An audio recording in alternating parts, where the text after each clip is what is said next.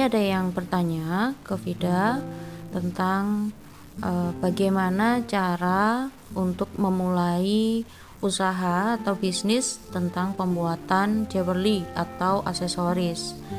Nah, ini coba Vida jawab sesimpel mungkin. Konsepnya mah gini.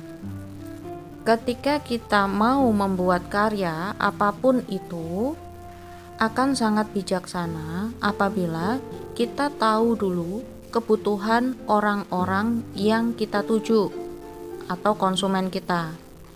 Contoh misalkan orang-orang yang paling sering kita temui atau orang-orang yang tidak sulit kita temui, ya kan?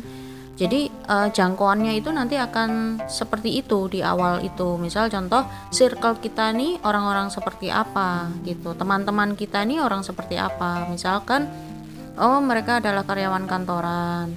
Mungkin mereka adalah orang-orang freelance misalkan, atau mereka adalah kelompok ibu-ibu pengajian. Nah, itu yang perlu dipelajari dulu. Itu adalah circle terdekat yang ada di sekitar kita. Kenapa itu menjadi pertimbangan?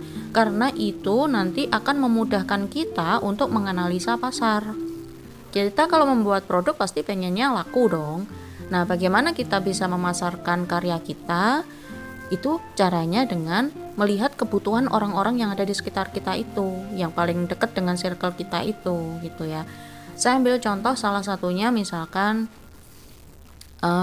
kita nih karyawan kantoran misalkan ya, mau persiapan, mau resign atau pertimbangan apa yang mungkin punya keperluan untuk tidak lagi ingin bekerja, contoh. Nah, yang selama ini berjalan, kita punya teman-teman dekat, orang-orang kantoran juga, mungkin teman satu tempat kerja atau mungkin relasi kerja, kan gitu ya. Nah, itu karakter mereka ini seperti apa, kebutuhan mereka apa, ini mereka nih akan jadi konsumen kita, contohnya gitu. Nah, kalau mereka lebih suka dengan fashion yang minimalis, modern, casual atau mungkin formal atau gimana, nah itu akan menjadi dasar, berarti kebutuhan mereka itu adalah aksesoris-aksesoris yang minimalis, yang modern, yang bisa dipakai daily, yang desainnya itu nggak aneh-aneh, yang nyaman dipakai, nggak nyangkut-nyangkut misalkan gitu, yang bisa dipakai lepas pasang tanpa ada beresiko misalkan gitu. Nah, dengan warna-warna seperti apa, nah itu menjadi pertimbangan satu, ya kan, kita sudah punya data itu.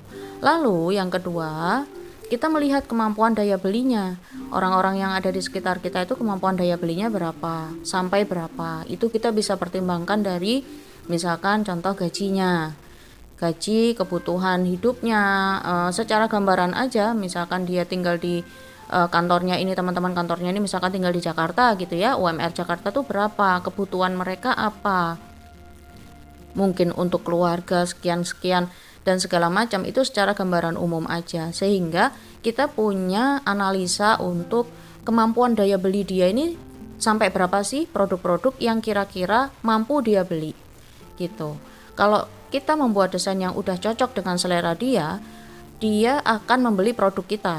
Tapi pasti dia akan melihat harganya berapa gitu. Nah, itu secara psikologis akan cocok ketika dia ngerasa bahwa ternyata harganya murah ya. Ternyata aku mampu beli ya. Nah, di situ titiknya. Jadi dua hal itu yang menjadi pertimbangan dasar kalau teman-teman mau memulai bisnis aksesoris. Tidak hanya aksesoris sih sebenarnya, yang lain-lain juga akan sama seperti itu gitu. Baru setelah itu nanti kita akan melangkah pada step berikutnya, yaitu desain. Itu ya.